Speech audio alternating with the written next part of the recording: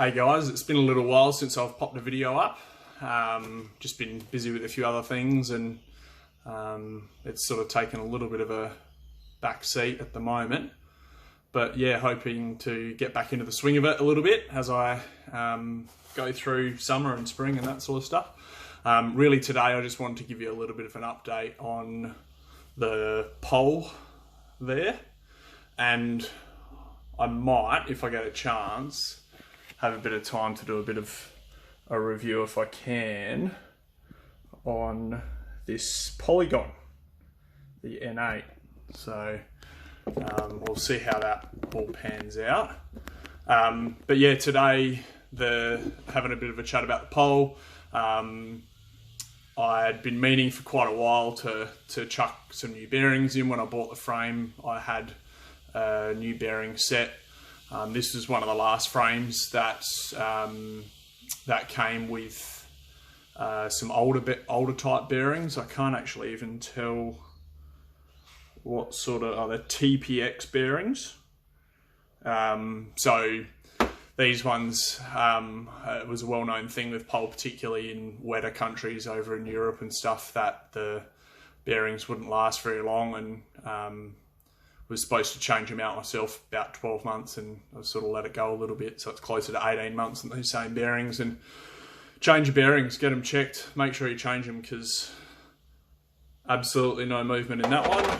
These are the linkage bearings. The tiniest little bit of crunchy movement on that one. Tiniest little bit of crunchy movement on that one, maybe 10 degrees or something like that. That one's actually moving freely, so that's probably the only bearing. Let's have a look. Put that one to the side. Another one moving reasonably freely. That one, again, about that 10 degrees or so. And then these two here are bearings around the bottom bracket. That one is moving freely now, but as you can see, the seals come out. I suspect it probably wouldn't have been moving that freely prior to. And then this is the other one around the bottom bracket as well, and there's zero movement in that whatsoever. So out of, what's that, 2, 4, 6, out of 8 bearings, 2 of them are moving reasonably freely, and the other 6 are absolutely cooked. So definitely make sure you check your bearings regularly. Couple of really wet races for me a little while ago, and again, yeah, not having decent type of bearings in there. So again, when I bought the frame, had a set of Enduro Max bearings and whacked them in, and yeah, it's moving really well. First ride on it pretty soon since changing the bearings, so hopefully it feels a fair bit better. There were a few things I was starting to notice indicating that the bearings might be pretty stuffed, no creaking or anything, but just, yeah, not performing as it should. To follow that up, I thought I'd also, because I ended up buying a tool for the bearings, especially these ones here. The other one just uses a standard bottom bracket tool. Bottom bracket headset tool. This RRP bearing press and extraction tool worked an absolute treat for the small bearings. So they're 6,000 bearings, and it comes in a cool little kit like this. So it's bloody expensive for what this is. So you've got, let's take her out. So you've got the sort of handle at one end, handle at the other end, and then a couple of different threaded rod sizes. So I only needed the smaller threaded rod.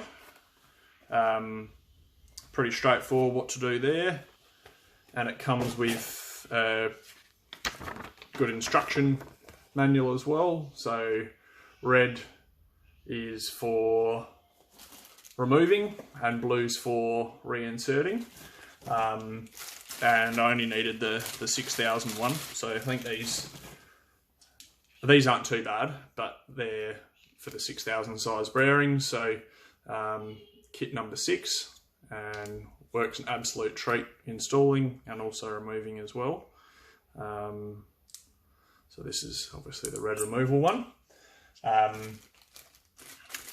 But was really happy with that. It made the job so much easier. I'd never actually done a bearing change before in any other previous bike, so it was something that was pretty new, and pole linkage is a little bit different as well, so learning how all that went was interesting, but it certainly